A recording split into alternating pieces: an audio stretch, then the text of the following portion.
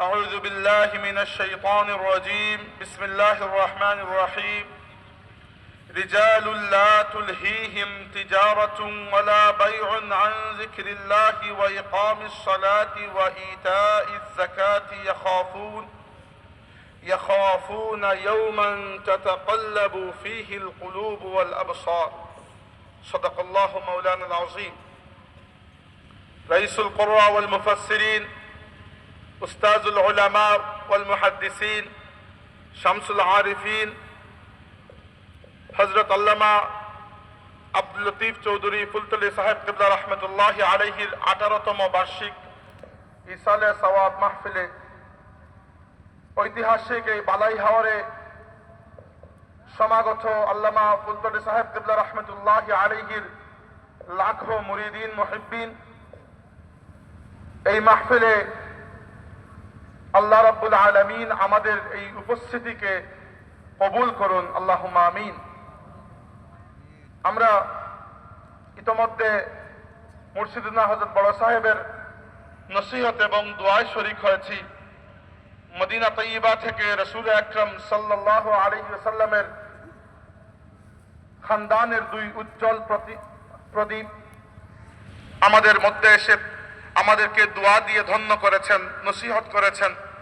আলহামদুলিল্লাহ, এতটুকু আমরা বুকে হাত রেখে আল্লাহর উপর ভরসা রেখে নিজেকে বলতে পারি যে আজকের এই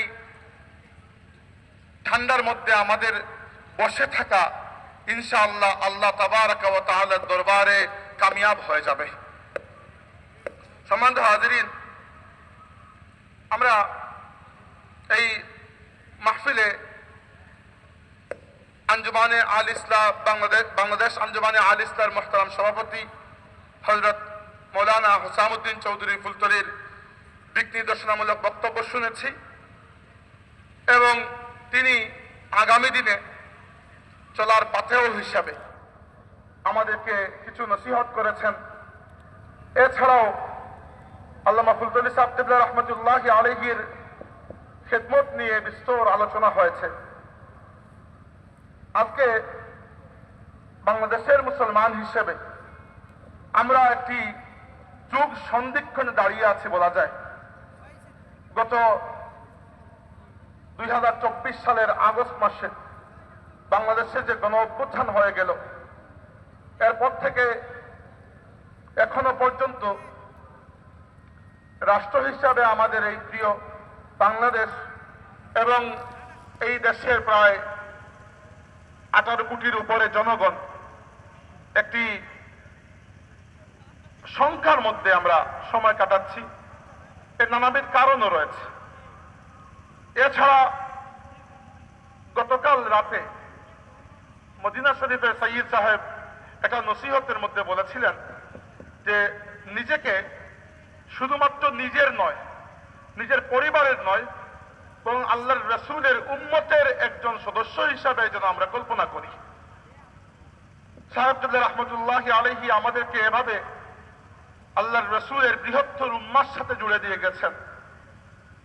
আর বৃহত্তর উম্মার কথা মনে হলেও আমরা এই কষ্ট বুকে চেপে রাখতে পারি না যে বিশ্ববিজয়ী এই উম্মাহ আজকে একটা কঠিন সময় পার করছে পৃথিবীব্যাপী।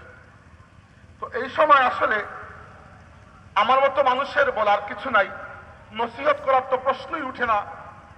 শুধু বড়দের আদেশ পালনার্থে আপনাদের সম্মুখে দাঁড়ানো, সেটাও একটা স্পর্ধা। আল্লাহ কবুল করুন, আল্লাহ মাফ করুন। আমি ফুলতলি সাহেব কিবলা রহমতুল্লাহ আলাইহির জীবনের একটা বিষয়ের দিকে আপনাদের দৃষ্টি আকর্ষণ করতে চাই। আলহামদুলিল্লাহ, আমাদের মুর্শিদ এত বিপুল পরিমাণে এবং বিপুল পরিসরে তিনি খেদমত আঞ্জাম দিয়ে গেছেন যে এরকম একটা মাহফিলে যদি সাহেব কিবলা রহমতুল্লাহ আলাইহির জীবনের নানাবিধ বিষয় নিয়ে নানাজন কথা বলেন, তবুও মাহফিল শেষে দেখা যাবে সাহেব কিবলার জীবনের কোনো না কোনো খেদমত আলোচনা করার বাকি এখনো রয়ে গেছে। সাহেব কিবলা রহমতুল্লাহ আলাইহি বাংলাদেশ আঞ্জুমানে আল ইসলাম, বাংলাদেশ আঞ্জুমানে তালামিজে ইসলামিয়া সহ এই যে সংগঠনগুলো রেখে গেছেন, মানুষের মনের মধ্যে একটা সন্দেহ যে আমাদের আঞ্জুমানে তালামিজি ইসলামিয়া এবং আঞ্জুমানে আল ইসলাম এগুলো দিনী সংগঠন নাকি রাজনৈতিক সংগঠন। সাহেব কিবলা রহমতুল্লাহি আলাইহি আসলে আমাদেরকে কোনো সংশয়ের মধ্যে, সন্দেহের মধ্যে রেখে যান নাই, বরং স্পষ্ট করে দিয়ে গেছেন যে কোন পথে আমরা চলবো। শুধু তাই নয়, সাহেব কিবলা রহমতুল্লাহি আলাইহি হঠাৎ করে এসে আমাদেরকে নতুন কোনো পথ বলেও দিয়ে যান নাই।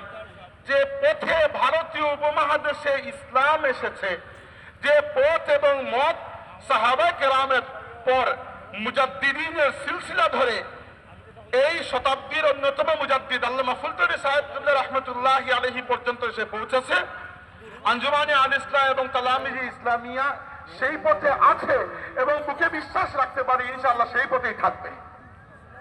সম্মানিত হাজিরিন, এই যে বাংলাদেশে গণ অভ্যুত্থানের পর আপাত দৃষ্টিতে ইসলামী রাজনীতির একটি জোয়ার দেখা যাচ্ছে। আমি নেগেটিভ অর্থে বলতে চাইছি না, একটি ফ্যাক্ট যে ইসলামী রাজনীতির সুযোগ সুবিধা বা ইসলামী রাজনীতির পরিসর আরো বড় হয়েছে, এটি বলা যায়। তো ইসলামী রাজনীতি কি জন্য করা হয়? এখন যারা করছেন যে রাষ্ট্রে শরিয়া কায়েম করবেন, দ্বীন কায়েম করবেন, যদিও এরকম কোনো স্পষ্ট ঘোষণা কেউই দেন নাই। যারা এখন নির্বাচন করতে চাচ্ছেন বা করবেন, তবুও ধরে নিচ্ছি যে তারা চাচ্ছেন কোন না কোনোভাবে রাষ্ট্রে ইসলাম কায়েম করবেন বা কিছু একটা। যদিও রাষ্ট্রে ইসলাম কায়েম শব্দটা বলতে যত সহজ, এর মধ্যে নানা ধরনের বোঝাপড়া রয়েছে যে আসলে এটা তারা কে কি বুঝে। কিন্তু সাহেব কিবলা রহমতুল্লাহি আলাইহির পদ্ধতি এবং সাহেব কিবলা রহমতুল্লাহি আলাইহির আগে আমাদের সিলসিলার ইমাম শাহ ওলিউল্লাহ মুহাদ্দিস দেহলভী রহমতুল্লাহি আলাইহি এবং দিল্লির পুরো মুহাদ্দিস খানদান, এরও আগে শেখ আহমদ ফারুক সিরহিন্দ মুজাদ্দিদ আলফে সানি রহমতুল্লাহি আলাইহি, শাহ আব্দুল হক মুহাদ্দিস দেহলভী রহমতুল্লাহি আলাইহি সহ এই উপমহাদেশের মাটিতে এরও আগে হযরত শাহজালাল মুজাররদ ইয়ামানি রহমতুল্লাহি আলাইহি, দাতা গঞ্জবখশ আলী হুজুরি রহমতুল্লাহি আলাইহি, খাজা মুঈনুদ্দিন চিশতি আজমেরি রহমতুল্লাহি আলাইহি, সুলতানুল আউলিয়া নিজামুদ্দিন রহমতুল্লাহি আলাইহি সহ উপমহাদেশ আউলিয়া কেরামের যে পথ পদ্ধতি ছিল সেটা হচ্ছে সামাজিক পরিবর্তনের মাধ্যমে তারা রাষ্ট্রকে প্রভাবিত করতে চেয়েছেন। এটি কি জন্য চেয়েছেন একটু উদাহরণ দিয়ে আপনাদেরকে বলি। রিসেন্টলি আপনারা দেখতে পাচ্ছেন যে ইরানে সরকার বিরোধী বিক্ষোভ হচ্ছে। তো সরকার বিরোধী বিক্ষোভ হওয়া স্বাভাবিক, যে কোনো দেশে হতে পারে, কিন্তু ইরানের যে বিক্ষোভটা সেটা সরকার বিরোধী নয়। আসলে এটা হচ্ছে যে গত শতাব্দীর শেষ দিকে ইরানের রাজতন্ত্রকে হটিয়ে যে শিয়া মতবাদ পুষ্ট এটা ইসলামী প্রজাতন্ত্র করা হয়েছিল। এটি ইসলামী প্রজাতন্ত্র শিয়া মতবাদ পুষ্ট। এজন্য আমরা যারা সুন্নি আছি আমরা এটাকে প্রপারলি ইসলামী শাসন ব্যবস্থা মানতে পারি না। আকীদাগতভাবে বিভেদ এবং মতবিরোধ অনেক বেশি, কিন্তু শিয়া আকীদা অনুযায়ী ইরানে কিছু একটা হয়েছিল, এতটুকু আমিও স্বীকার করি। কিন্তু রাষ্ট্রে ইসলাম কায়েম বা রাষ্ট্রকে কিছু মানুষের হাতে তুলে দেওয়া, যাদেরকে উলুল আমর বলা হচ্ছে, উলুল আমরদের হাতে তুলে দেওয়া এবং এদেরকে সর্বে মনে করা এবং এটার দ্বারা বিশ্বাস করা যে ইসলাম রাষ্ট্রে কায়েম হয়ে গেছে। এর ফলে কি হয় বা ইরানে কি হয়েছে, ইরানে সামাজিকভাবে ইসলামী দাওয়াতের জন্য তেমন কোনো মেহনত করা হয় নাই। এর একটা উজ্জ্বল উদাহরণ আমার চোখের সামনে, উজ্জ্বল বললে কম মানে বিপরীত হয়ে যায়, খারাপ উদাহরণ। আমি জার্মানিতে এখন পর্যন্ত যতটা ইরানি ছাত্র ছাত্রী দেখেছি সবাই নাস্তিক তো বটেই, এরা ইসলামকে ঘুর ঘৃণা করে এবং এদের মনোভাব ছিল এরকম যে ইরানে বসে ইসলাম সম্পর্কে খারাপ মন্তব্য করা যায় না, যেহেতু শিয়া হোক তবুও তাদের আকীদা অনুযায়ী তারা একটা ইসলামী রাষ্ট্র, যেটাকে আমরা রাষ্ট্রে ইসলাম কায়েম করা বলছি। ইরানে শিয়া মতবাদ অনুযায়ী সেটা কায়েম হয়ে গিয়েছিল, কিন্তু হয়ে যাওয়ার পর যেটা হয়েছে যে ইরানে শিয়া মতবাদ পুষ্ট এই রাষ্ট্র প্রতিষ্ঠার আগেও ইরানে সেই অর্থে সামাজিকভাবে দিনী দাওয়াতের দিনী খেদমতের কোনো মেহনত তেমন একটা করা হয় নাই, এবং ইসলামী প্রজাতন্ত্র হওয়ার পরেও সেই অর্থে দিনী তরবিয়ত দেওয়া হয় নাই। সামাজিকভাবে মানুষের মনের গহীনে আল্লাহর দিনকে ঢুকিয়ে দেওয়ার মতো কোন ধরনের রাষ্ট্রীয় প্রচেষ্টা এবং সামাজিক প্রচেষ্টা করা হয় নাই, যার মাধ্যমে মানুষের দিনের মধ্যে ইসলাম প্রবেশ করতে পারে।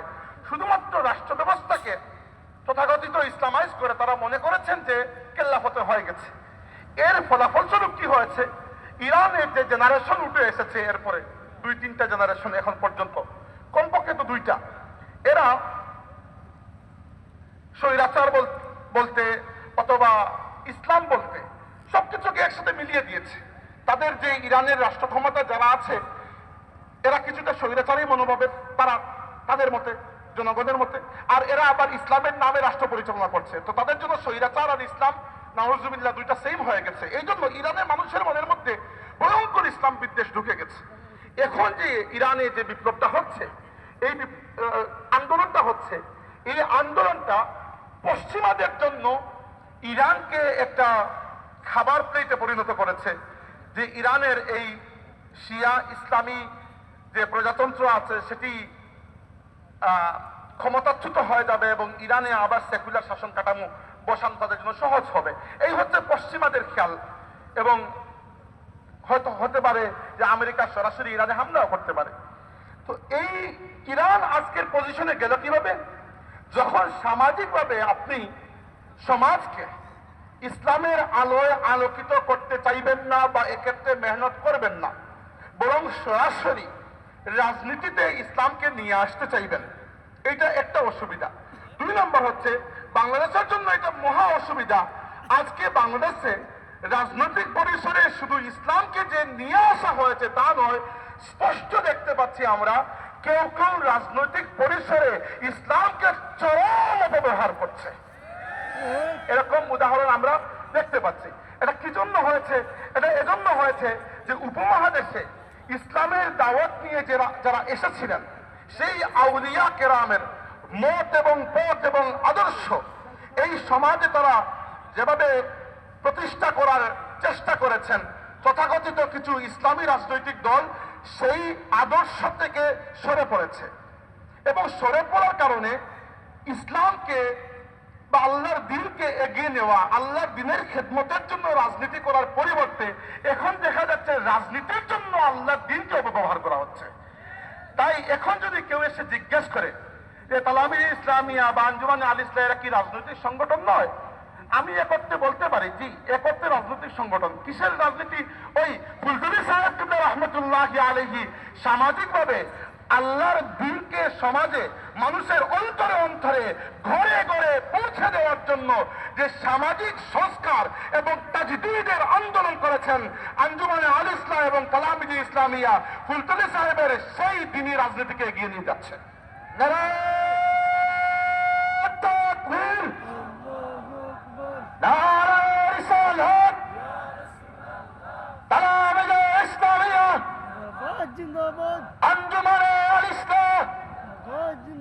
সম্মানিত হাজিরিন, একই উদাহরণ কিন্তু ঠিক বিপরীত আমরা দেখি তুর্কিতে। তুর্কিতে যখন উসমানী খিলাফতের পতন হলো 1922 সালে, 1924 সালে তার্কি রিপাবলিক হলো এবং মুস্তফা কামাল আতাতুর্ক তার্কির প্রথম প্রেসিডেন্ট, এবং তার্কিকে যে পরিমাণ ডি ইসলামাইজ করা হয়েছে, মানে তার্কি থেকে ইসলামকে সরিয়ে দেওয়া যে পরিমাণ প্রচেষ্টা করা হয়েছে, অন্য কোন মুসলিম রাষ্ট্রের উপর দিয়ে এই পরিমাণ জুলুম যায় নাই যে পরিমাণ জুলুম তার্কির মুসলমানদের উপরে খুদ তার্কির প্রেসিডেন্ট মুস্তফা কামাল আতাতুর্কের মাধ্যমে এবং এর পরবর্তী প্রেসিডেন্টের মাধ্যমে করা হয়েছে। অথচ 1990-এর দশকে আবার দেখা গেল তার্কিতে তথাকথিত নয় বরং প্রকৃত ইসলামী মিল্লি রাজনীতির পুনর্জাগরণ হয়েছে। বলতে পারেন কিভাবে হলো? আল্লাহর ওলিদের খেদমতের কারণে। তার্কিতে যখন মসজিদ মাদ্রাসা সবকিছু বন্ধ করে দেওয়া হয়েছে, তখন বদিউজ্জামান সঈদ নুরসি রহমতুল্লাহ আলাইহি এবং এফেন্দি তরিকার বুজুর্গান, নকশবন্দি তরিকার বুজুর্গান তারা মাটি খুঁড়ে মাটির নিচে মসজিদ মাদ্রাসা খানেকা বানিয়ে আল্লাহর দ্বীনকে সমাজের প্রতিটি স্তরে পৌঁছে দেওয়ার জন্য যে মেহনত করেছিলেন, সেই মেহনতের ফলস্বরূপ 1990-এর দশকে টার্কিতে আবার ইসলামী মিল্লি রাজনীতির পুনরুজ্জাগরণ হলো এবং অধ্যাপক নাজমুদ্দিন এরবাকান রহমতুল্লাহ আলাইহি টার্কিতে প্রেসিডেন্ট হয়েছিলেন এবং এরপরে তার দুই উত্তরসূরি আব্দুল্লাহ গুল এবং রিসেপ তাইয়েব এরদোয়ান পরবর্তীতে রাজনীতি করেছেন ইসলামের জন্য। আমি বলছি না টার্কি পুরোপুরি কোনো ইসলামিক রিপাবলিক বা এরদোগান এরকম কোনো মুসলিম দুনিয়ার খলিফা, কিন্তু বুঝাচ্ছি এটা যে আল্লাহর ওলিরা মাটির নিচে গর্ত করে মসজিদ মাদ্রাসা খানাকা বানিয়ে প্রচেষ্টা করেছিলেন সমাজের একেবারে গভীরতম জায়গা পর্যন্ত আল্লাহর দ্বীনের এই বাড়িধারা দিয়ে সিঞ্চন করার জন্য। আলহামদুলিল্লাহ, টার্কির মতো একটা কট্টর সেকুলার ইসলাম বিদ্বেষী রাষ্ট্র আজ মুসলিম মিল্লি রাজনীতির একটা গুঞ্জন শোনা যাচ্ছে আলহামদুলিল্লাহ। এবং খুশির বিষয় হচ্ছে যে আল্লাহ রাব্বুল আলামিন এই উম্মতকে সম্ভবত আবার একত্রিত এবং জাগ্রত করছেন। আমি সবসময় বলে এসেছি, বলে আসতাম যে 2টা বছর ফিলিস্তিনের গাজার মুসলমানদের উপর আমেরিকা এবং আমেরিকার প্রত্যক্ষ সমর্থন এবং সহযোগিতা এবং জাতিসংঘের নীরব এবং অকর্মণ্য ভূমিকার কারণে বর্বর নৃশংস অবৈধ ইসরায়েল যে পরিমাণ নিপীড়ন করেছে, 70,000-এর উপরে মুসলমান, তার মধ্যে 25,000 শিশু শাহাদাত বরণ করেছে। এই টার্কিতে, এই গাজাতে যে পরিমাণ রক্ত ঝরছে, আমার দৃঢ় বিশ্বাস আগামী দিনের বিশ্ববিজয়ী উম্মত হবে এই উম্মতে মুহাম্মাদি এবং এই জাগরণটা গাজা থেকে এবং গাজার রক্তের এই ফুটা থেকে তৈরি হবে ইনশাআল্লাহ। আল্লাহ পাক তৈরি করবেন, আল্লাহ তাবারক ওয়া তাআলা তৈরি করবেন। আমরা আল্লাহর দ্বীনের কোন খিদমত করে এই প্রাউড ফিল করা উচিত নয় যে আল্লাহর দ্বীনকে আমরা এগিয়ে দিয়েছি, বরং আমাদেরকে এই গর্ববোধ করা উচিত যে আল্লাহ তাবারক ওয়া তাআলা আমাদেরকে তার দ্বীনের জন্য কবুল করেছেন। সম্মানিত হাজিরিন, এবার আমরা আরেকটি বিষয় সম্পর্কে আপনাদের নলেজের মধ্যে দিতে চাই, সেটা হচ্ছে দেখেন আল্লামা ফুলতুরি সাহেব কিবলা রহমতুল্লাহ আলাইহির জীবনের খেদমতের কথা বলে শুরু করেছিলাম। সাহেব কিবলা রহমতুল্লাহ আলাইহি তার সামাজিক সংস্কারের খেদমত কিভাবে আঞ্জাম দিয়েছেন। প্রথমত সাহেব কিবলা রহমতুল্লাহ আলাইহি সবচেয়ে বেশি যে জায়গায় খেয়াল করেছেন সেটি হচ্ছে যে আল্লাহর রাসূল সাল্লাল্লাহু আলাইহি ওয়াসাল্লামের ব্যাপারে, আল্লাহর রাসূলের ইজ্জত আজমত এবং মহব্বতের ব্যাপারে আল্লামা ফুলতুরি সাহেব কিবলা রহমতুল্লাহ আলাইহি তার মুরিদিন এবং মুহিব্বিনের দিনের মধ্যে যে পাথর ঢুকে গেছেন এবং আমাদের দিনের মধ্যে যে পরিমাণ আল্লাহর রাসূলের মহব্বতকে প্রবিষ্ট করার চেষ্টা করেছেন, আলহামদুলিল্লাহ আল্লাহ তাবারক ওয়া তাআলার জাতে পাকের শুকর আদায় করে আমরা বলতে পারি যে আমরা আমাদের মুর্শিদেরও শুকর আদায় করি যে দুনিয়াতে যত পরিবর্তন হোক, রাষ্ট্রে যত পরিবর্তন হোক, যত মুসিবত আসে আসুক, যত পরিবর্তন রাষ্ট্রে আসে আসুক, ফুলতুরি সিলসিলা ইনশাআল্লাহ আল্লাহর হাবিবের ইশক ও মহব্বতের জয়গান গেয়ে গেছে, গেয়ে যাবে ইনশাআল্লাহ। তাকবীর, নারে রিসালাত, সিলসিলা ফুলতুরি, বাঁচাও ইমান, বাঁচাও দেশ, নারে তাকবীর। সম্মানিত হাজিরিন, ইসলামী শিক্ষার জন্য আল্লামা ফুলতুরি সাহেব কিবলা রহমতুল্লাহ আলাইহি বাংলাদেশে যখন প্রথম দিকে শিক্ষা কমিশন হয়েছিল, সেই শিক্ষা কমিশনের সুপারিশে স্বতন্ত্র কোনো ইসলামী শিক্ষার ব্যবস্থা রাখা হয় নাই। সেই সময় থেকে যারা ইসলামী শিক্ষার স্বাতন্ত্র্য, স্বকীয়তা এবং উন্নয়নের জন্য আন্দোলন করে এসেছিলেন, তার মধ্যে একজন হচ্ছেন মুর্শিদুল আল্লামা ফুলতুরি সাহেব কিবলা রহমতুল্লাহ আলাইহি। এমনকি যখন এই আধুনিক বাংলাদেশ যখন আজকের পর্যায় পর্যন্ত এসে পৌঁছেছে, খুব বেশি আগের কথা নয়, 2007 সালে যখন ইসলামী শিক্ষার স্বাতন্ত্র্য রক্ষার জন্য আল্লামা ফুলতুরি সাহেব রহমতুল্লাহ আলাইহি ইসলামী আরবি বিশ্ববিদ্যালয় প্রতিষ্ঠার জন্য হাজারো মানুষকে সাথে নিয়ে রাজধানী ঢাকা অভিমুখে লং মার্চ করেছিলেন। সেই লং মার্চ এখনো আমাদেরকে স্বীকৃতি দেয়, সেই লং মার্চ জানিয়ে দেয় যে এই দেশে ইসলামী শিক্ষা সংস্কৃতি, তাহজিব, তামাদ্দুন রক্ষার একজন সিপাহসালার ছিলেন আল্লামা ফুলতলি সাহেব রহমতুল্লাহি আলাইহি। নারায়ে তাকবীর, নারায়ে রিসালাত, সিলসিলা ফুলতলি। সম্মানিত হাজিরিন,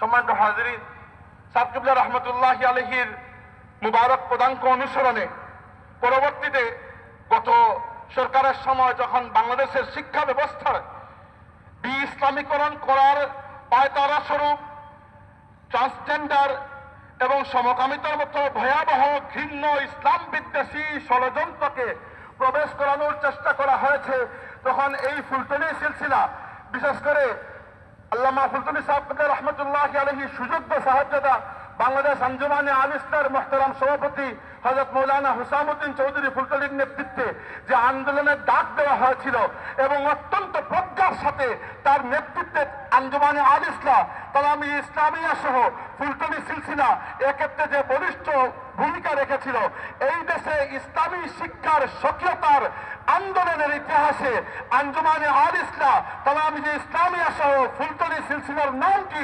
চিরস্থায়ীভাবে স্বর্ণাক্ষরে লেখা থাকবে ইনশাআল্লাহ। সম্মানিত হাজিরিন, এবার 2024 সালের পরবর্তীতে আমরা আরো কিছু জিনিস লক্ষ্য করছি। প্রথমত যে 2024 সালের এই যে গণ অভ্যুত্থান হয়েছিল, এই গণ অভ্যুত্থানের একটা আকাঙ্ক্ষা ছিল যে বাংলাদেশের উপর হিন্দুত্ববাদী ভারতের আধিপত্যকে আমরা কখনো মেনে নেব না। এই আধিপত্য শুধুমাত্র কোন রাজনৈতিক আধিপত্য নয়, রাজনৈতিক আধিপত্য তো ছিল, কিন্তু ভারতের বা ভারতীয় হিন্দুত্ববাদের সম্পূর্ণ আধিপত্য থেকে আজও আমরা মুক্ত হতে পারি নাই। এর কারণ হচ্ছে ভারতীয় আধিপত্যবাদের বা হিন্দুত্ব আধিপত্যবাদের কয়েকটা ফেজ রয়েছে, কয়েকটা চেহারা রয়েছে। এর মধ্যে একটা ছিল রাজনৈতিক, সেটা থেকে হয়তো মুক্ত হওয়া গেছে, কিন্তু এর একটা সাংস্কৃতিক দিকও আছে, যে সাংস্কৃতিক দিকটা আমরা অনেকেই খেয়াল করি না। সেটা হচ্ছে আমাদেরকে গত বেশ কয়েক বছর ধরে, যুগ যুগ ধরে যে কিছু চেতনা এবং চেতনার নামে আরো কিছু ঔষধ খাইয়ে বাংলাদেশের মুসলমানদেরকে এক ধরনের বোকা বানিয়ে রাখা হয়েছিল, এবং এর নিচে নিচে বাংলাদেশের মুসলমানদের ওপর ভারতীয় সাংস্কৃতিক আধিপত্যের যে একটা খড়গ ছিল, সেই খড়গ কিন্তু পুরোপুরি উঠে যায় নাই। আমি ছোট্ট একটা উদাহরণ দিই আপনাদেরকে। সেটা হচ্ছে এই যে আমরা জাতীয়তাবাদ, ধর্মনিরপেক্ষতা ইত্যাদি নিয়ে আমাদের সংবিধানটি এতদিন পর্যন্ত বহাল ছিল, সামনে যে সংবিধান সংস্কার হবে সেখানে আমরা প্রস্তাব করেছি কিছু কিছু বিষয়কে সরানোর জন্য। তারা আমাদের প্রস্তাবকে আমলেও নিয়েছেন, কিন্তু সংবিধান সংস্কারের কোনো কার্যক্রম এখন তো শুরু হয় নাই, যখন শুরু হবে দেখা যাবে। কিন্তু এখানে কয়েকটা বিষয় আমি বলতে চাই। সেটা হচ্ছে আমাদের এই বাঙালি মুসলিম সমাজকে, আমি দুঃখিত কথাটি শুনতে হয়তো একটু সাম্প্রদায়িক কথা মনে হবে, কিন্তু বাঙালি মুসলিম সমাজের কোনো উন্নয়ন ভারতীয় হিন্দুত্ববাদী সমাজ কখনো মেনে নিতে পারে নাই। এর কারণটা ছিল এরকম যে আমাদের এই পুরো বাংলা যে এলাকাটা, যে এলাকা হিন্দু অধ্যুষিত ছিল, আলহামদুলিল্লাহ আউলিয়া কেরামের মেহনতের ফলে এই এলাকায় যখন ইসলাম প্রচার হলো, তখন প্রথম ব্রিটিশ সরকার যখন আদমশুমারি করলো 19বিংশ শতাব্দীর শেষ দিকে, দেখা গেল এই বাংলা এলাকার বৃহত্তর অবিভক্ত বাংলা এলাকার প্রায় অর্ধেক মানুষ মুসলমান। তখন ভারতীয় হিন্দুত্ববাদীদের মাথায় বাজ পড়ে গেল যে এত মানুষ মুসলমান হলো কিভাবে। তো প্রথমে তারা যেটা যুক্তি দিয়েছিল যে সম্ভবত নিম্নবর্ণের সব হিন্দু মানুষ ইসলাম কবুল করেছে। পরে দেখা গেল না, এমনটাও বিষয় নয়। তো কি করা যায় এখন? এরপরে এই বাঙালি মুসলমানদের মধ্যে এটা যে ইসলামী জাগরণ দেখা গেল, সেইটা ভারতীয় হিন্দুত্ববাদীদের জন্য একটা ভয়ের কারণ ছিল। আপনারা জেনে অবাক হবেন যে সৈয়দ আহমদ শহীদ বেরলভী রহমতুল্লাহি আলাইহি 1831 সালে বালাকোটের ময়দানে তিনি জিহাদের শাহাদত বরণ করেছেন। এর আগে 1820 সালে হজে যাওয়ার প্রাক্কালে তিনি বাংলা এলাকা সফর করেছিলেন, এবং উইকিপিডিয়া সহ বাংলাপিডিয়া এবং আরো অন্যান্য ইতিহাসের বই থেকেও আপনারা খুঁজে দেখলে পাবেন কম বেশি প্রায় 10,000 বাঙালি উলামা সৈয়দ আহমদ শহীদ বেরলভী রহমতুল্লাহ আলাইহি তরিকায়ে মুহাম্মদিয়ার হাতে বায়াত দিয়েছিল। কারণ আমি প্রশ্ন করি, সৈয়দ আহমদ শহীদ বেরলভী রহমতুল্লাহ আলাইহি জীবনে কখনো বাংলায় একটা কথাও বলেন নাই। তিনি বাংলা এলাকার মানুষও নয়। তার জন্ম বর্তমান ভারতের উত্তরপ্রদেশের রায়বেরেলিতে, তার লেখাপড়া দিল্লিতে। তিনি শাহাদত বরণ করেছেন। তিনি চলে গিয়েছিলেন পেশাওয়ার, সেখান থেকে বর্তমান কাশ্মীরের বালাকুটে শাহাদত বরণ করেছেন। তার সাথে বাংলার মুসলমান সমাজের কি সম্পর্ক? একটাই সম্পর্ক ছিল যে এই বাংলার মুসলিম সমাজের মধ্যে আল্লাহর দ্বীনের প্রতি মহব্বত এবং আল্লাহর দ্বীনের জন্য ত্যাগের মানসিকতা আউলিয়া কেরামের বদৌলতে আলহামদুলিল্লাহ এতটুকু ছিল যে কোথাকার বহু দূর থেকে সৈয়দ আহমদ শহীদ বেরলভী রহমতুল্লাহ আলাইহি আল্লাহর দ্বীনের জান্ডা নিয়ে যখন বাংলার জমিনে হাজির হয়েছিলেন, সৈয়দ মীর নিসার আলী টিটুমির সহ, মৌলানা কারামত আলী জৌনপুরী রহমতুল্লাহ আলাইহি সহ, নূর মোহাম্মদ নিজামপুরী রহমতুল্লাহ আলাইহি সহ প্রায় 10,000 বাঙালি উলামায়ে কেরাম সৈয়দ আহমদ শহীদ বেরলভী রহমতুল্লাহ আলাইহির তরিকায়ে মুহাম্মদিয়াতে বায়াত দিয়েছিলেন। এখন এই অবস্থায় বাঙালি মুসলমানদের মধ্যে যে ইসলামী জাগরণ, এরপরে দেখা গেল 1906 সালে 1905 সালে বঙ্গভঙ্গ হলো, বাংলার দুই ভাগ হয়ে গেল। সিলেট আসাম সহ পূর্ব বাংলা একদিকে, পশ্চিম বাংলা আরেক দিকে। তখন থেকে ভারতীয় বাংলার হিন্দুত্ববাদীদের মনের মধ্যে একটা চিন্তা তৈরি হলো যে বাঙালি মুসলমানরা শুধু যে মুসলমান হয়েছে তা নয়, এদের মধ্যে ইসলামী একটা জাগরণ বুধ রয়েছে। এরপর 1906 সালে ঢাকায় মুসলিম লীগ গঠন হলো। তাদের মধ্যে আরো ভয় শুরু হয়ে গেল যে বাঙালি মুসলমানদের মধ্যে রাজনৈতিক উচ্চাকাঙ্ক্ষাও আছে, তারা নিজের জন্য যে পার্টি তৈরি করেছে। এরপর থেকে যে সাম্প্রদায়িক ভিন্ন রাজনীতি শুরু হলো, যে মুসলমানরা যেন কখনো, বিশেষ করে বাংলার মুসলমানরা যেন কখনো আলাদা কোনো ইসলামী রাষ্ট্র প্রতিষ্ঠা করতে না পারে। কিন্তু আলহামদুলিল্লাহ তাদের সেই সাম্প্রদায়িক রাজনীতিকে পেছনে ঠেলে 1947 সালে এই বাংলার মুসলমানদের ত্যাগ তিতিক্ষার ফলে, ব্রিটিশ বিরোধী আন্দোলনের ফলে 1947 সালে বাঙালি মুসলমানরাই পাকিস্তান নামক একটি রাষ্ট্র প্রতিষ্ঠা করেছিল। অনেক স্বপ্ন নিয়ে করেছিল। পরবর্তীতে পাকিস্তান সেই স্বপ্ন পূরণ করতে পারে নাই। পাকিস্তান ব্যর্থ হয়েছে যে ভিন্ন কথা, কিন্তু বাঙালি মুসলমানদের মনের মধ্যে আল্লাহর দ্বীনের প্রতি, নিজের রাজনৈতিক পরিচয়, অবস্থান, স্বাতন্ত্র্যবোধের প্রতি যে একটা কমিটমেন্ট ছিল, সেই সময়টা পরিলক্ষিত হয়েছিল। এরপরে পাকিস্তান ব্যর্থ হলো, অতএব আমরা পাকিস্তান থেকে আলাদা হলাম। বাংলাদেশের স্বাধীনতা যুদ্ধ হলো 1971 সালে।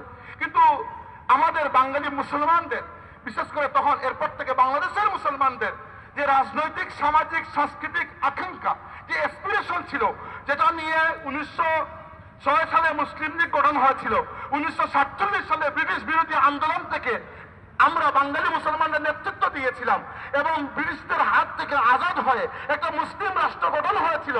সেই আকাঙ্ক্ষা কোথায় যেন হাওয়াতে মিলিয়ে গেল। 1971 সালে স্বাধীন বাংলাদেশও বাঙালি মুসলমানদের সেই আকাঙ্ক্ষা কোনো বাস্তবতায় চরিতার্থ হয়নি। এরপরে গত 2024 সালে বাংলাদেশে একটি গণ অভ্যুত্থান হয়ে গেল। এরপরে যদি দেখা যায় বাংলাদেশে এখনো দোষে নির্দোষে আলিমদেরকে মাদ্রাসা থেকে, ছাত্রদেরকে মাদ্রাসা থেকে পেছন দিকে হাত করা লাগিয়ে কোন দোষ ছাড়া কারাগারে নিয়ে বন্দী করা হয়, তাহলে বোঝা গেল 24-এর গণ অভ্যুত্থান পুরোপুরি সফল হয় নাই। তাইলে বোঝা গেল বাংলাদেশের মুসলমানদের যে রাজনৈতিক আকাঙ্ক্ষা, যেটা শত শত বছর ধরে বাংলাদেশের মুসলমানরা লালন করে আসছিলেন, আউলিয়া কেরামের সোহবতে আমাদের দিনের মধ্যে আল্লাহ দিনের প্রতি যে কমিটমেন্ট এবং আমাদের পরিচয়ের যে একটা আকাঙ্ক্ষা তৈরি হয়েছে, সেটা যদি 24-এর পরবর্তী বাংলাদেশে বাস্তবায়িত না হয়, এই গণ অভ্যুত্থান দিয়ে আমরা কি করব? এখনো যদি আমাদের বইয়ের মধ্যে সমকামিতা ঢোকানো হয়, এখনো যদি আমাদের বইয়ের মধ্যে ট্রান্সজেন্ডার ঢোকানো হয়, এখনো যদি আমাদেরকে রাজনৈতিক ভাবে না হোক, অন্তত পক্ষে সাংস্কৃতিক ভাবে ভারতীয় আধিপত্যবাদের গুলাম হতে হয়, অথবা ভারতীয় আধিপত্যবাদের বগল থেকে বেরিয়ে আমাদেরকে যদি আমেরিকার আধিপত্যবাদের বগলের নিচে ঢুকানো হয়, 24-এর গণ অভ্যুত্থান তো থেকে সফল হয় নাই। এই বাঙালি মুসলমানরা বারবার ব্যর্থ হয়েছে, আর হয় না ইনশাআল্লাহ। এবার বাংলাদেশের মুসলমানদের সেই আগ্রহ, যে আগ্রহ শাহজালাল থেকে আমরা দেখতে শিখেছি, সেই আগ্রহ নিয়ে 10,000 বাঙালি মুসলমান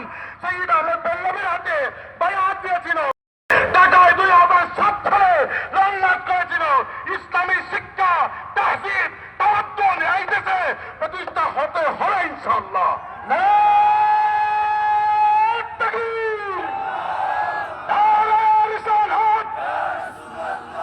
ইসলামের শত্রুরা, আলিমুল আমার শত্রুরা,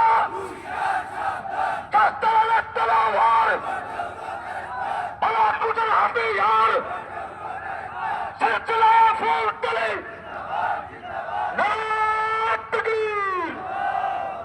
আমি 5 মিনিটের মধ্যে শেষ করছি আমাদের জন্য করণীয় বলে, এবং এই করণীয় আমি শুধুমাত্র আমার বয়সী বা আমার থেকে নিচে বয়সের যারা ভাইয়েরা আছে আপনাদেরকে বলছি, মুরব্বীদেরকে বলছি না, আদবের জন্য। সম্মানিত হাজিরিন, দেখেন আমাদের কি করণীয় সেটা আমার বলার কোনো কারণ নাই, কারণ আলহামদুলিল্লাহ আমরা কোনো পথ হারা দল নই। আমাদের উপরে সাহেব কিবলা রহমতুল্লাহি আলাইহির সুযোগ্য সাহেবজাদারা, আমাদের মাসলাকের বরেণ্য উলামা কেরাম, বিশেষ করে মুর্শিদিনা হযরত বড় সাহেবের দয়াদ্দ হাত আমাদের মাথার উপরে আছে।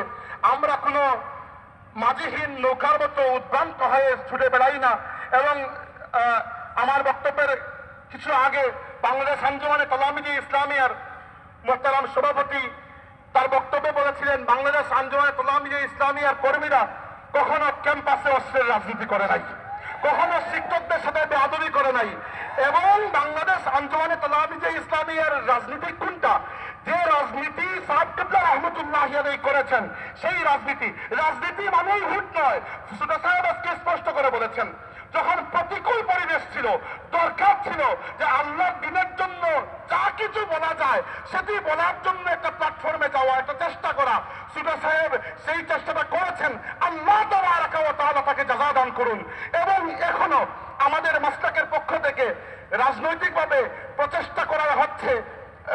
আমাদের অনেক প্রার্থী নির্বাচনে অংশগ্রহণ করেছেন, সেটি রাজনৈতিক হায়াস বা উচ্চাকাঙ্ক্ষার জন্য নয়, সেটি এজন্য যে আল্লামা সাহেব কিবলা রহমতুল্লাহি আলাইহির রেখে দেওয়া বহুমুখী খেদমতকে ফুলতলি মাসলাকের লোকেরা এখনো ভুলে যায় নাই। আমাদের স্মৃতিতে আমাদের মুর্শিদ এখনো উজ্জ্বল। আমরা আমাদের মুর্শিদের সমাজ সেবাকে এগিয়ে নেব, আমরা আমাদের মুর্শিদের খালেকাহকে এগিয়ে নেব, আমরা আমাদের মুর্শিদের মাদ্রাসাগুলোকে এগিয়ে নেব, আমরা আমাদের মুর্শিদের রাজনৈতিক সংগ্রামকে এগিয়ে নেব। আমরা ইতিহাস জানি, ইতিহাস পড়েছি। কখনো যদি এমপি নির্বাচনে আমাদের পক্ষ থেকে কোনো ক্যান্ডিডেট যারা নাও না হন, তবুও এই দেশের রাজনীতি আমাদেরকে বাদ দিয়ে আপনি কল্পনা করতে পারবেন না।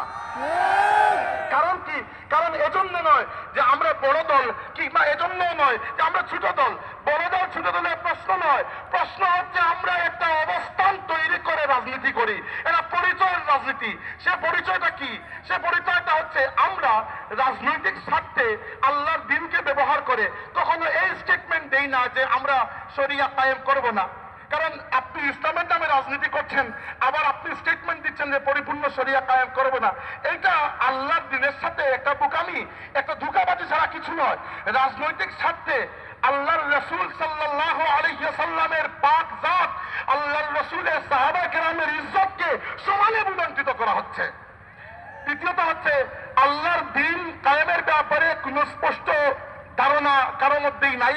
আমি অনেক অপেক্ষা করেছি যে কারো পক্ষ থেকে একটা বক্তব্য শুনি, এই দেশেতে যারা ইসলামের জন্য রাজনীতি করছেন বড় বড় দল, কারো পক্ষ থেকে একটা বক্তব্য শুনি যে একটা রূপরেখা দেন। আপনারা যে ইসলামের নামে ভোট চাচ্ছেন, ভোট ধরেন দেওয়া হলো, আপনাদেরকে গিয়ে কি করবেন?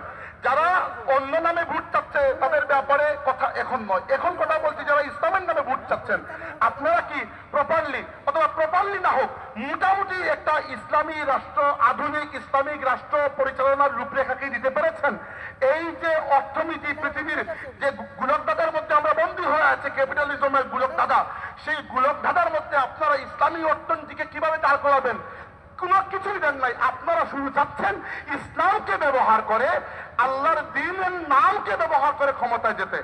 কিন্তু মনে রাখবেন এই বিষয়টা, এই দেশের মাটিতে যদি উর্বরতা দেখে থাকেন, যদি দেখে থাকেন এই দেশে 90% মুসলমান, তাহলে এটা শাহজালালের অবদান, তাহলে এটা আউলিয়া কেরামের অবদান।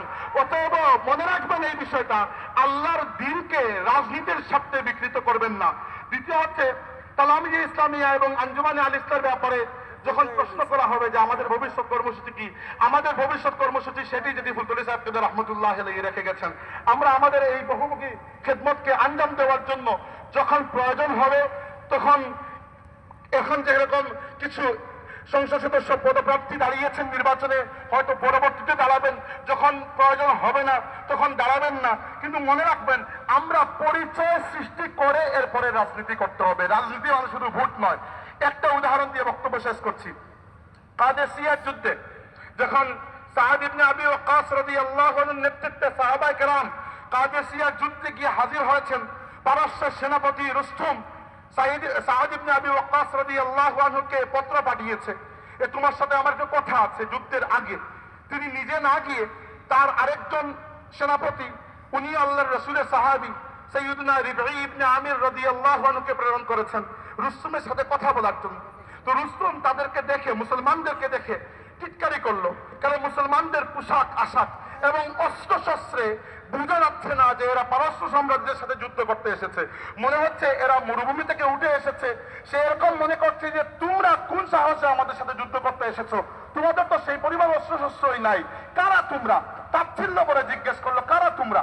এই যে মাঝে মধ্যে আমরা চিন্তা করি আমরা কারা, কি করতে এসেছি এখানে, আমরা কি দিনী দল নাকি রাজনৈতিক দল নাকি সামাজিক দল? শুনে রাখেন, আল্লাহর রাসূলের সাহাবের জবাব, এই জবাবটা মাথার মধ্যে গিথে নেন। এটাই আমাদের পরিচয়, এই পরিচয়টাই আমাদের রাজনীতি, এটাই আমাদের সমাজনীতি, এটাই আমাদের শিক্ষানীতি, সবকিছু। তখন রুস্তম জিজ্ঞেস করলো তোমরা কারা? তখন রিবঈ ইবনে আমির রাদিয়াল্লাহু আনহু জবাব দিলেন, ইন্না কওমুন বাআসানাল্লাহ, আমরা সেই জাতি যাদেরকে আল্লাহ পাঠিয়েছেন। আজকে আমাদেরকেও এই প্রতিজ্ঞাবদ্ধ হতে হয় যে আমরা এই জমিনে সামাজিকভাবে হোক, সাংস্কৃতিকভাবে হোক, তাহজিব তামাদ্দুন শিক্ষার ক্ষেত্রে হোক, চাকরি ব্যবসার ক্ষেত্রে হোক, অথবা রাজনৈতিক অঙ্গনে হোক, যে জায়গায় হোক, যে খেদমত আঞ্জাম দিব, নিজেদেরকে কারো লেজুর ভিত্তিতে কখনো আমরা কল্পনা করব না। ইন্না কওমুন বাআসানাল্লাহ, আমরা দুনিয়াতে নিজেদেরকে এরকম মনে করব, আমাদের মুর্শিদের রেখে দেওয়া সেই ঘামের ফুটা আমরা মনে করব আমরা সেই দল যাদেরকে আল্লাহর জমিনে আল্লাহর দিনের খেদমতের জন্য আল্লাহ নিজেই নিযুক্ত করেছেন। দ্বিতীয়ত হচ্ছে, যখন তাকে জিজ্ঞেস করা হয়েছে যে তোমরা এখানে কেন এসেছো, কোন সাহসে এসেছো, কেন এসেছো এখানে, তখন রিবঈ ইবনে আমির রাদিয়াল্লাহু আনহু জবাব দিয়েছিলেন, লিনুখরিজাল ইবাদি মিন ইবাদাতিল ইবাদি ইলা ইবাদাতি রাব্বিল ইবাদ, আমরা এসেছি বান্দাকে বান্দার গোলামি থেকে, বান্দাকে বান্দার বন্দেগী থেকে মুক্ত করে বান্দাকে বান্দার রবের বন্দেগীতে নিয়ে যাওয়ার জন্য।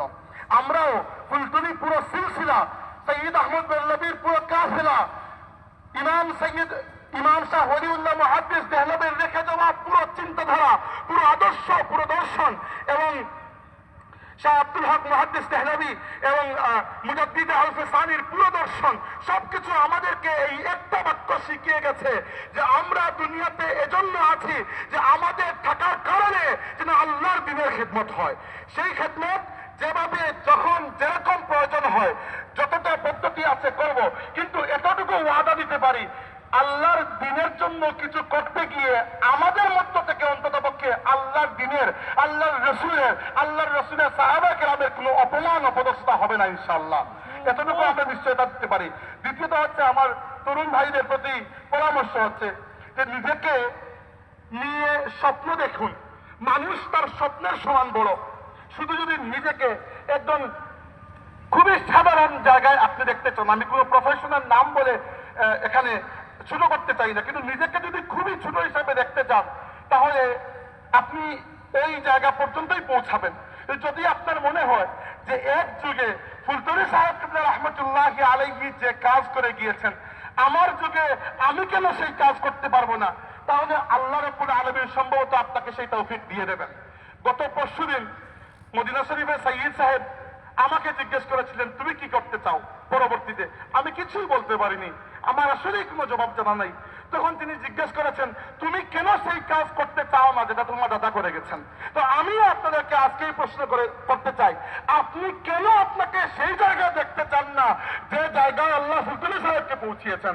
ফুলতলি সাহেব কিবলা রহমতুল্লাহি আলাইহি যে খেদমত আঞ্জাম দিয়ে গেছেন একা, আগামী থেকে আগামী জেনারেশনে আমাদের অন্তত পক্ষে কয়েক হাজার ফুলতলি সাহেব কিবলা রহমতুল্লাহ আলাইহির মতো লিল্লাহিয়াতওয়ালা মানুষ থাকবে যারা আল্লাহর দ্বীনের খেদমত আঞ্জাম দিতে পারে। আল্লাহ রাব্বুল আলামিন এই সিলসিলাকে কবুল করুন। আমাদের উপর আমাদের মুর্শিদ বড় সাহেবের দয়ার্ত হাতকে আল্লাহর বহুদিন বাকি রাখুন। এই কাফেলাকে আল্লাহ রাব্বুল আলামিন তার দ্বীনের জন্য সেইভাবে কবুল করুন যেইভাবে আল্লাহ সাইয়্যিদ আহমদ শহীদ বেল্লবীর কাফেলাকে কবুল করেছেন। এই বাংলাদেশের মাটিতে আমরা কোনো অপান্ত কিছু নয় যে আমাদেরকে যা ইচ্ছা ত্যাগ দিয়ে যেভাবে ইচ্ছা জুলুম করে আপনারা পার পেয়ে যাবেন। আলহামদুলিল্লাহ, আল্লাহ তাবারাক ওয়া তাআলা কত সুন্দর দৃশ্য দেখিয়েছেন যে ফুলতলি সাহেবের সেই সাজানো বাগান যেখানে বাংলাদেশের সংসদ সদস্য পদপ্রার্থী সবাই দোয়া নিতে আজকে এসেছেন। আল্লাহ তাবারাক ওয়া তাআলা তার বান্দাকে এত মাকবুল করেছেন যে তারা জানেন আল্লাহর এই ওলির দোয়া ব্যতীত, আল্লাহর ওলির মুরিদিন মুহিব্বিনের দোয়া ব্যতীত সামনে এগিয়ে যাওয়া কঠিন হয়ে যাবে। আপনারা অলরেডি জিতে গেছেন, এই মাস্টাক অলরেডি জিতে গেছে। যখন আমরা শপথ করেছি আমরা আমাদের মুর্শিদের পথ ছাড়বো না, ইনশাআল্লাহ আল্লাহ রাব্বুল আলামিন আমাদেরকে ভবিষ্যতেও বিজয়ী করবেন। নারায়ে তাকবীর, নারায়ে রিসালাত, মাস্টাকে ফুলতলি জিন্দাবাদ, জিন্দাবাদ, তামিজা ইসলামিয়া জিন্দাবাদ, আঞ্জুমানে আল ইসলাম জিন্দাবাদ, বাঁচাও ইমান বাঁচাও দেশ, সাহেব কিবলার নির্দেশ, নারায়ে তাকবীর। সম্মানিত হাজিরিন, অতএব আমাদের আশঙ্কারও কিছু নাই এবং আমাদের সন্দিহান হয়ে উদ্ভ্রান্ত হয়ে ঘুরে বেড়ানোর কিছু নাই। আমাদের কর্মসূচি যে আজকের তৈরি হয়েছে তা নয়, আমাদের কর্মসূচি সিলসিলা থেকে সিলসিলা হয়ে আজ পর্যন্ত চলে আসছে। সেই কর্মসূচিতেই আমরা থাকবো। আমাদের পরিচয় হচ্ছে আমরা সেই জাতি যাদেরকে আল্লাহ তার জমিনে তার দিনের স্বার্থে কবুল করেছেন। আল্লাহ তার জমিনে তার দিনের স্বার্থে আমর বিল মারুফ এবং নাহি আনিল মুনকারের স্বার্থে আল্লাহ কবুল করেছেন। আমরা সেই দায়িত্ব আঞ্জাম দিয়ে যাব। আমরা ততদিন পর্যন্ত শান্ত হব না যতদিন না আল্লাহর রসুলের সেই হাদিস অনুযায়ী যে যতদিন এই দুনিয়াতে এক আল্লাহর ইবাদত কায়েম না হবে আমাদের সিলসিলার সংগ্রাম ততদিন পর্যন্ত থামবে না ইনশাআল্লাহ। আপনারা সুসংবাদ গ্রহণ করুন। আল্লাহর রসুলের উপর, আল্লাহর রসুলের রিসালাতের উপর আমাদের যতটুকু বিশ্বাস, ততটুকু বিশ্বাস মুখে নিয়ে আমি বলছি, আমার নবী বলে গেছেন যে কিয়ামতের আগে এই দুনিয়াতে আল্লাহর রসুলের উম্মত দুনিয়াতে সবচেয়ে বেশি, সবচেয়ে বড় বিজয়ী কাফেলা হিসাবে পুনর্জাগরিত হবে ইনশাআল্লাহ। সেই সিলসিলা শুরু হয়ে গেছে, সামনের দিকে এগিয়ে যাবে। আল্লাহর দ্বীনের যাত্রা কেউ থামাতে পারবে না, দুনিয়াতে ইসলামের বিজয় কেউ থামাতে পারবে না। সেই জায়গা পর্যন্ত আল্লাহর দ্বীন পৌঁছে যাবে যত জায়গায় সূর্যের আলো পৌঁছে। শুধু প্রশ্ন হচ্ছে এই মুবারক অভিযাত্রায় আমি একজন যাত্রী হতে পারি কিনা। আমার বিশ্বাস আমরা যদি শাহজালাল মুজাররদ ইয়ামানী রাহমাতুল্লাহ আলাইহির দাওয়াত লিল্লাহিয়াত এবং জিহাদের দিকে দেখি, আমরা যদি সাইয়্যিদ আহমদ শহীদ বেল্লবীর দাওয়াত লিল্লাহিয়াত এবং জিহাদের পথ দেখি, আমরা যদি মুর্শিদুনা আল্লামা ফুলতলি সাহেব রাহমাতুল্লাহ আলাইহির মুজাহিদানা এই চরিত্রের দিকে তাকাই, তাহলে বিশ্বাস হয় যে আমরা পথভ্রষ্ট হই নাই, হব না ইনশাআল্লাহ। ইনশাআল্লাহ আমরা আগামীতে ইসলামের বিজয়ী কাফেলায় অভিযাত্রী হতে পারবো। আকুলু মা তাসমাউন ওয়া আস্তাগফিরুল্লাহ লি ওয়া লাকুম ওয়া লিসাইরিল মুসলিমিন ফাস্তাগফিরুহু ইন্নাহু তাআলা হুয়াল গফুরুর রহিম।